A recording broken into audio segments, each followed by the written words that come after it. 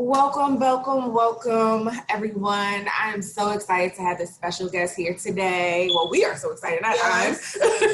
Yes. This is someone that's very dear and dear to Anna's heart. This is my prima, Carla. I don't know. I think we've talked about her plenty of times on the podcast before. So now y'all get to see the beautiful face to the name. Yes, ma'am. But we'll let her introduce herself. Yes.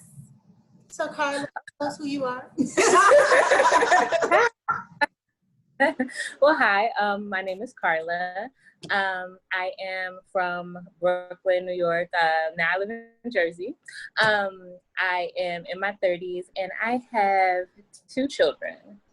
So, okay. 2 beautiful children. Yes. How old are they? So my first is 4. He just turned 4, and my youngest just turned 1 2 months ago. So. Oh, wow. Last month, yes. So you got this motherhood down on lock. Okay, I see you. It's a experience every day, okay? Well, what is something that you wish you knew going into the birthing experience?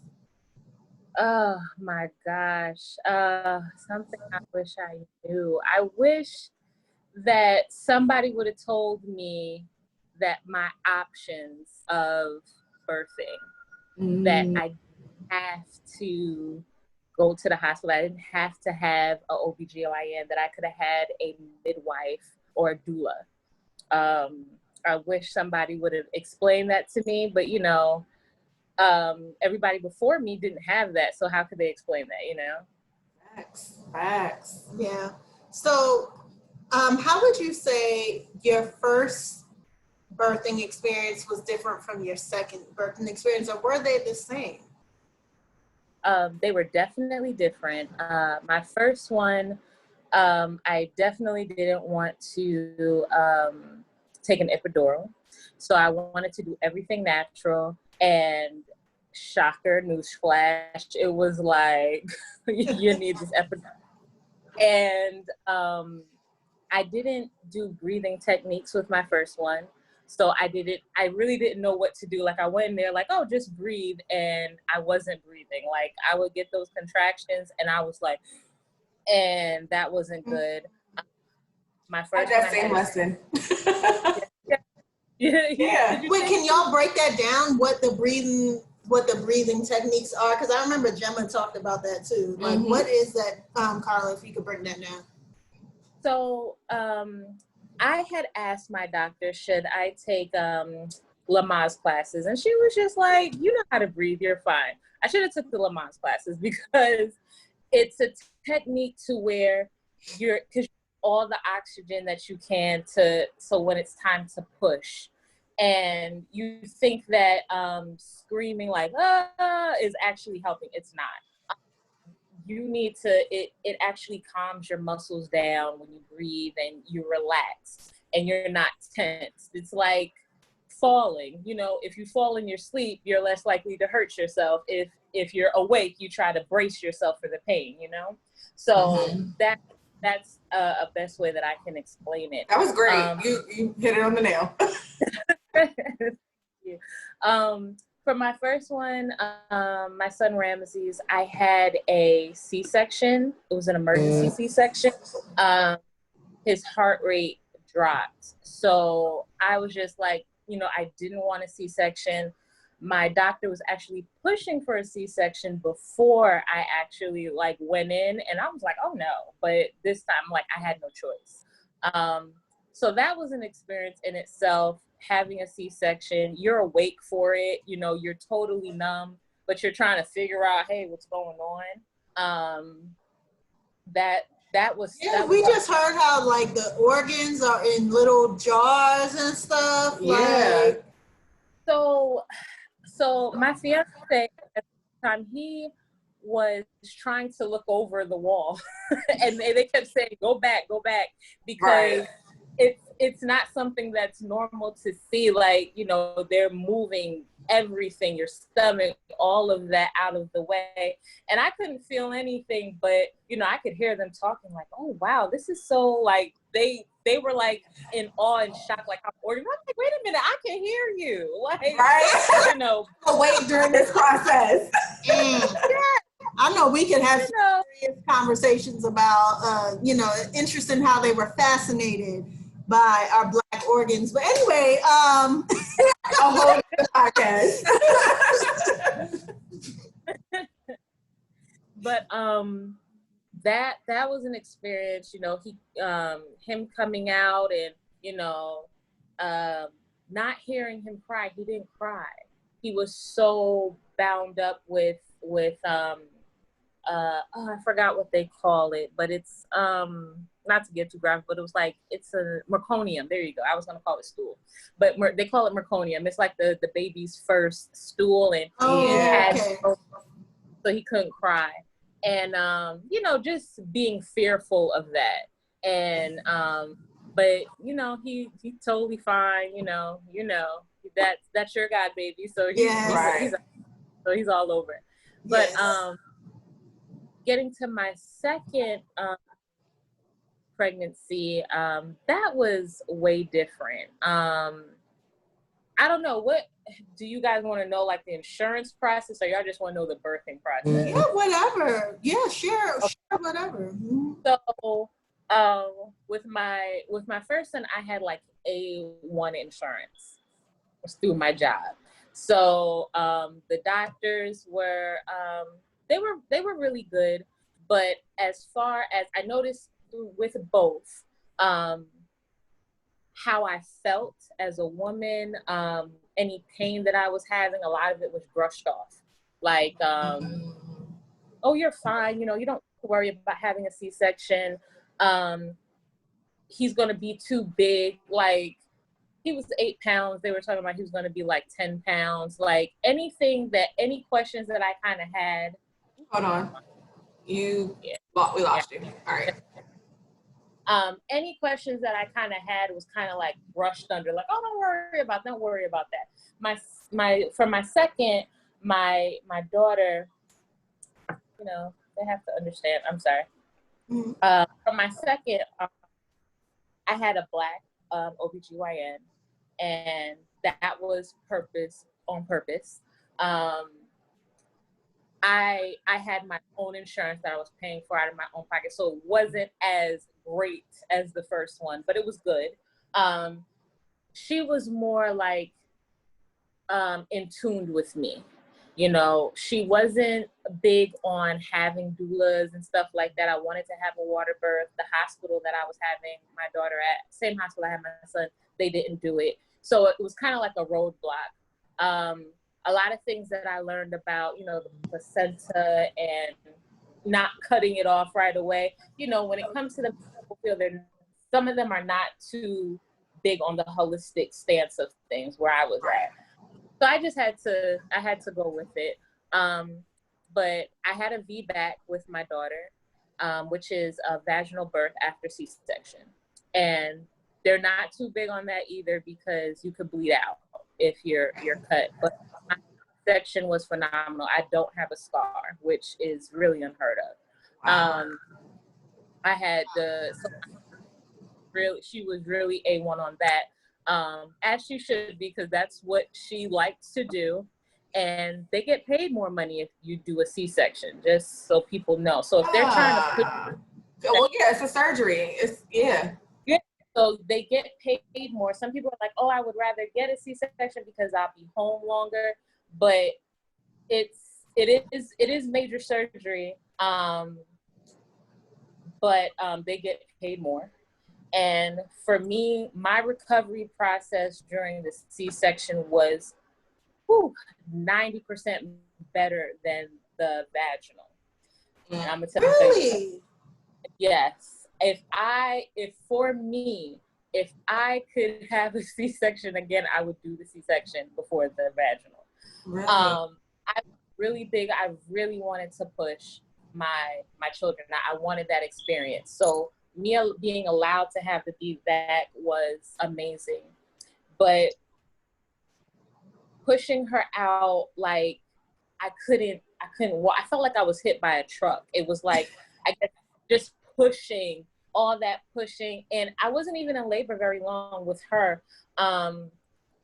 Let's see, like my doctor, she played with my, what do you call that? Water plug. Yes. Mhm. Play with, like, I went into labor like 10 o'clock the night before. I had her 12 o'clock the next day, 12 Okay, p.m. so that wasn't bad, yeah. About that time. And it was, I went through the whole, because I was like, I don't want to go into the hospital and they're making me wait, because that's what happened with my son. Like, I thought it went really quick, but when I realized how long I was in the hospital, I was there for a very long time. And with her, it was just like, I'm going to take the pain. I did my breathing exercises. I was Right. able to get through it. When I got there, they were like, you're ready to push. You're like, I was 8 centimeters dilated. I didn't need to take the epidural, but they were like, just come on, take it. Like, they kind of pushed me into it. Really? And that was something that I didn't want to do. And I mean, nobody can make you do something that you don't want to do. You didn't have a voice. You felt like your voice wasn't being heard. Like, come on, because again, they're getting paid for all of this. You know, right. That's payment. So I did it. She came out. For her, I guess she must have thought like, hey, one more push and I could take that breath of air. And I felt like, oh my gosh, I can't do this, because I didn't realize how much pushing I had to do. And again, how I can't, that whole like yelling, that doesn't help. So I had did that, and they were like, no, don't do that. And I was like, I can't do this. And my fiance Terrell was like, you can do it. And I did one more push, and she slid out, but she took a breath. And she took a breath before she should have, and took all this water into her lungs. Oh. So hard time breathing. Like, when she came out, you could see like she was gasping for air. So she had to go to the NICU. So I was like, oh my God, like, I thought it was my fault. I was like, I was really hurt. Stressed out. But she was fine. I mean, she was in there for 5 days, and she was fine. So she's Were you able to go home at the same time as her, or you? So that was the thing. They discharged me 2 days before she was, and I was just like, oh no, like, I'm not leaving here without her. So thank God, I had really good nurses. And I explained to them, like, I can't leave her. And there was nowhere for me to like sleep, but they weren't going to like tell me I couldn't stay with her. So they had like a rocking chair that kind of went into a bed, and I stayed there with her until I was able to bring her home. Wow. So, with all that, dang, do you feel prepared for you? Did you feel prepared for your postpartum, like depression, the breastfeeding, your body changes, all of those things? Like, how did you feel? Did you feel prepared? So for the first one, no. The first one, I knew that postpartum was a thing. So a little about my background. I am a psychology and forensics major. So I majored in psychology, understanding how it works, dealing in clinical psychology. And depression is something that I already deal with, but I didn't realize that postpartum was going to hit me the way that it did with the first one. A lot of it had to do with, your body's changing, your routine changes completely, when before it was just you and, everybody's like, oh, you're pregnant, everything like that. And then now the focus is on the baby, and not to sound selfish or anything, but you need that. You need some attention, Well, and a lot of that changed. And there's levels to postpartum. There's the level of, I don't want to touch this baby. I don't want nothing to do with this baby. Like, it's just something that just came out of you. Like, it's a thing for some people.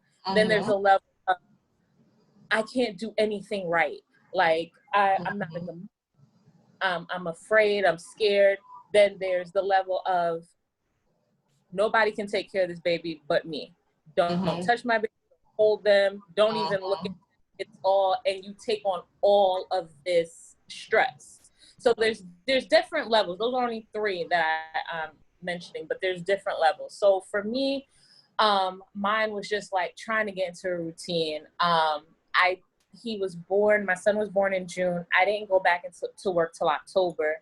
So I had a lot of time with him, but my fiance at the time worked from home. So I was confined to a room, not because he was like, oh, you stay there, but it was like, he's a newborn. He cries. I needed to have quiet.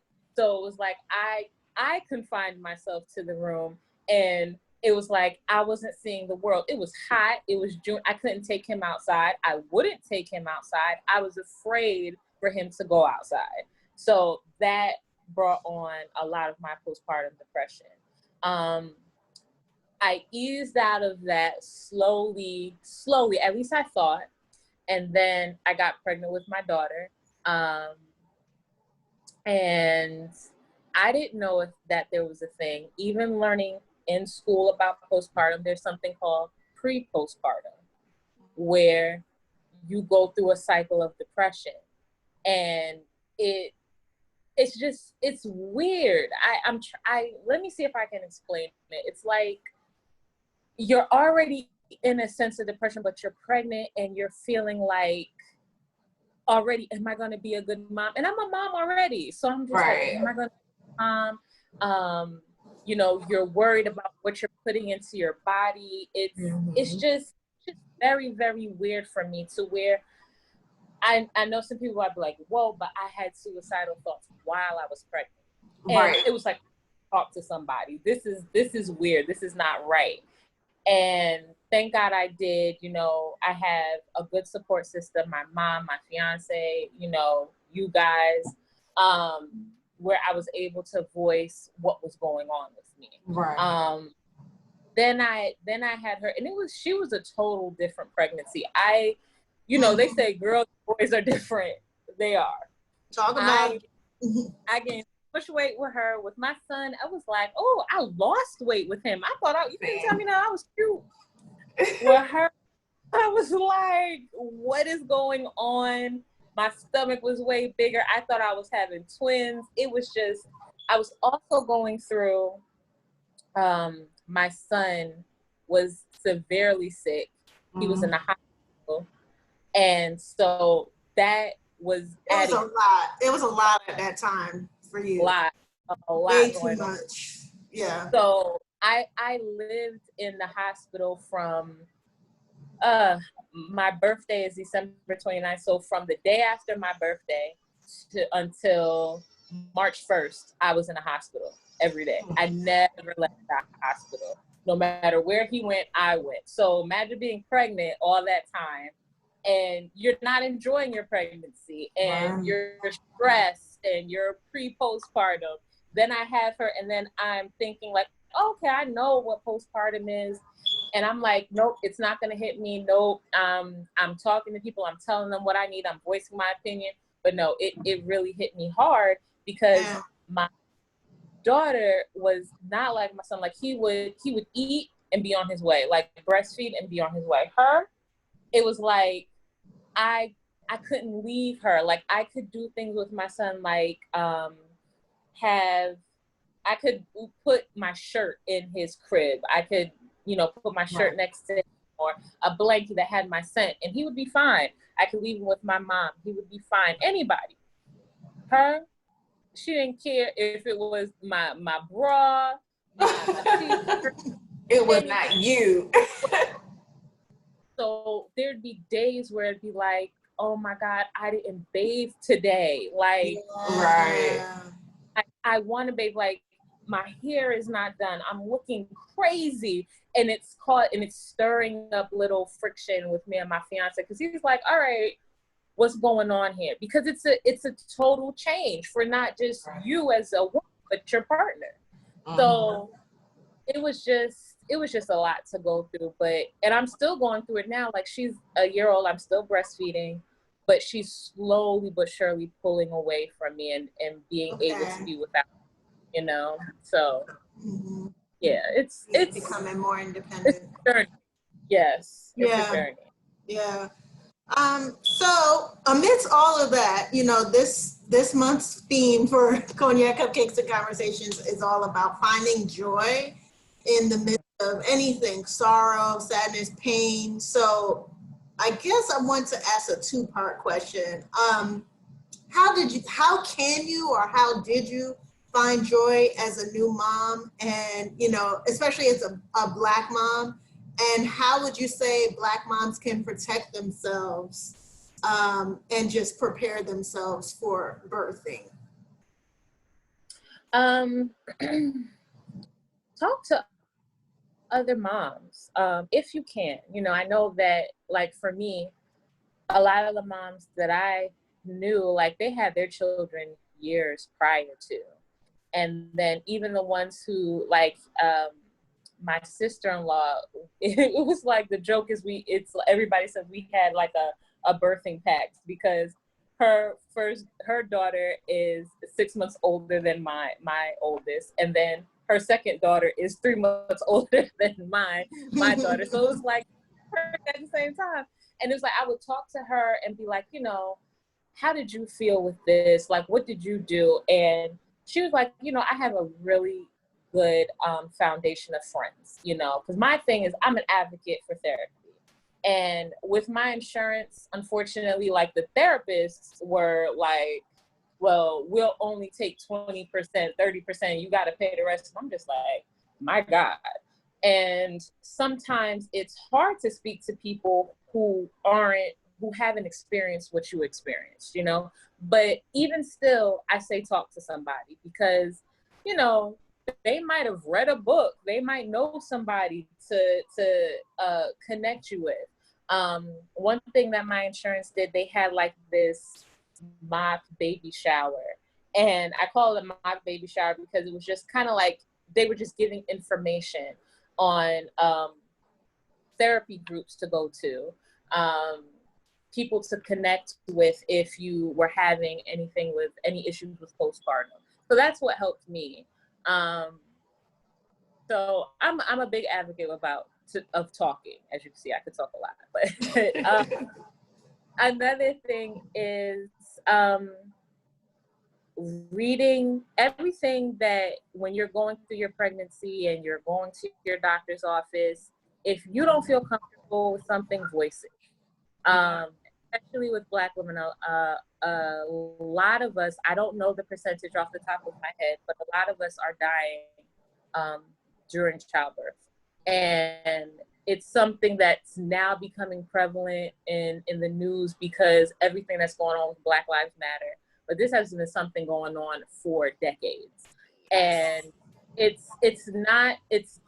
childbirth is something that is just like bees. It's like, how do bees fly? Their bodies are so big, their wings are so small. Childbirth is like, how does the human body, how is it able to contract this human being out? What we go through is odd. It's scientifically odd. But if you feel like the person that's supposed to be helping you, which is your doctor, give birth, is not hearing your needs, change doctors. Mm-hmm. Do your research. It's just like if somebody is going for surgery, you are this is a major change, especially if you're getting a C-section. Ask questions, change doctors, do something, do your research. Something for me that I tell my friends who are pregnant is read everything. With my daughter, because I was having a VBAC, I had to sign a lot of paperwork that was saying that, okay, if you have this VBAC and you begin to bleed or something begins to go wrong, we have to rush you to get a C-section. It's like basically getting all your consent, because when you're on the table, they don't have time to get your consent. Right. So it was like, are you willing to get a blood transfusion? If something happens, who's your next point of contact? All that stuff. So I got all this paperwork and I'm reading it. Thank God, because they were just like highlight where the highlighted parts are, just sign. So I'm like, okay, well, let me read it. She's like, you don't have to. And I'm just like, no, I'm gonna read it. There was a paper in there for them to, to tie my tubes. Yeah. Mm-hmm. To sterilize. And I was just like, wait, what is this? I was like reading it like, am I comprehending this correctly? And I was just like, she was like, what's wrong? And I was like, this says to sterilize. I said, I'm not getting my tubes tied. And she was just like, oh, you're not? And I'm just like, what did I do about this? Like, and this wasn't my doctor. This was like my doctor's nurse. So I'm just like, so I had to go back to the doctor and let her know. I was just like, look, you know, this is what happened. And she's like, you know, of course, profusely apologizing, but imagine how many women this has happened to. You know, there's so many conspiracy theories about, you know, women being sterilized, women having to get hysterectomies who really didn't have to get them. You know, reading, know what you're getting into, investigate your doctors, your OBGYN, women who are not thinking about having babies right now. My first doctor with my son, I investigated her. Like, I looked into her rate, like what group she was with. You know, if you have fibroids, like you want to go to a OBGYN group that specializes in that. Not just because, oh, she's around the corner from my job or they're close to my house. Are you going to go to this doctor? Because they might not specialize in what you need. So you need to do that. That is some great advice. It really is. Well, thank you, Prima. Again, Carla, sorry. Thank you, Carla, for joining us. Yes. And all these stories that we've been getting from women, they're slightly different, but slightly the same. And, you know, I love hearing all of the birthing stories just to prepare for my own, when my time comes, the will of God. Is there anything else you want to share before we close out that we didn't get to ask you about? No, that's it. The main thing is with children, you know, they change you, they change your bodies. Don't forget as a mom to love yourself. You know, don't forget that you need time. So if you have to say to your significant other, especially if you are a single mom, if you need to say to whoever's helping you, can I just have an hour? Don't be afraid to ask for that, because you're pouring into your children, especially if you have multiple. You're so sometimes, you know, you need to pour back into yourself. Whatever you were doing before should not stop once you have children. You know, find the time to have your self-care. Some people's self-care is sleeping. Get it if you need it. Get it if you need it. So yeah. Great. Definitely. Well, love you, Kaz. Thank you for coming. Thank you. Our proverbial couch. Yes. Until next time. We out. All right.